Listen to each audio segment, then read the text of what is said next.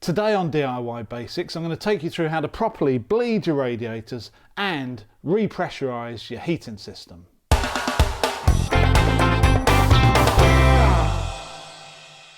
The most common problem if your radiators are cold or rooms just aren't getting warm after the heating's been on for some time is air in your radiators. Now it's quite common for small bubbles of air to be in the water of your central heating system and they'll be going around, but gradually they will find their way into a radiator, settle at the top, and then they've just got nowhere to go. The water comes in and out at the bottom, so the air that sits at the top literally can't find its way out. And in time you'll find that air will gradually accumulate. One bubble goes to 2, that will go to 10, and gradually you'll end up with a portion of the radiator with no water in it and just air at the top.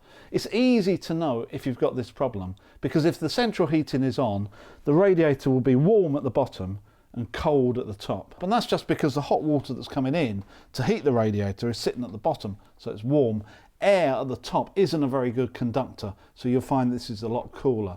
Now, you could have a little bit of air that won't make that much difference, or it could be that like 50% of your radiator is full of air. I've bled radiators in the past that they've been over half full of air, especially the first one beyond the boiler. You may find in your house that air builds up in the radiators in different amounts. So the first one just beyond your boiler might be the one that continually gets air in it, and you'll have to bleed it more often than the rest.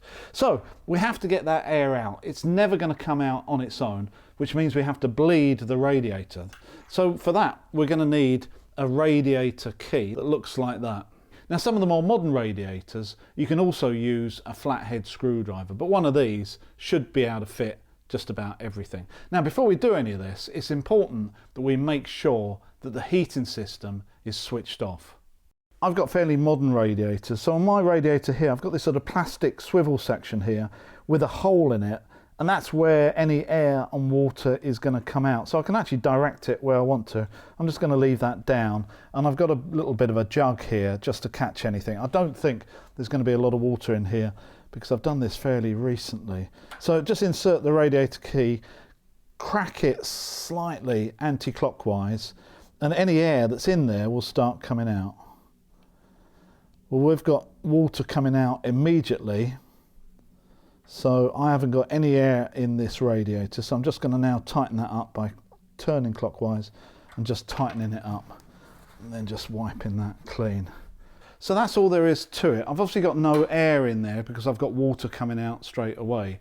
But if you have got air in there, especially if the radiator is half full of air, it's going to take a little bit of time to come out. You'll hear a whistle in and the air rushing out. So just hold the radiator key there, ready to close it as soon as you see any water. Close it off, finger tight, and then the job is done. But while I've got all of this with me and I've managed to find my radiator key, I might as well go and do all the others.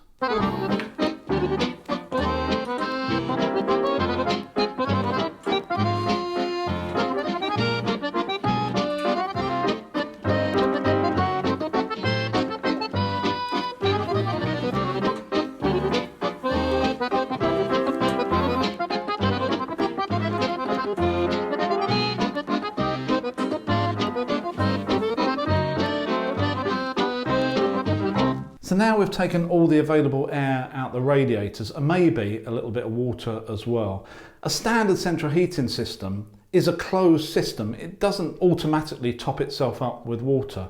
So by taking that air out, we may find that the pressure in that system has now gone down. So what we need to do now is go downstairs and have a look at the boiler, have a look at the pressure, and we may well need to top it up. So here is my boiler, and if we look at the pressure gauge, I can see that it's now below 1 bar, which is too low.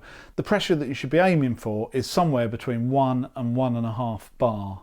Some boilers, if the pressure is less than 1 bar, they will refuse to even turn on. So if you've got a boiler that's not turning on, check the pressure. So to put water back into the system and increase the pressure, we need to find the filling loop. And the filling loop will these days look a bit like this. It'll be a flexible pipe with a valve at each end. And on my one, this is the incoming water. So this is main supply at maybe 3 bar.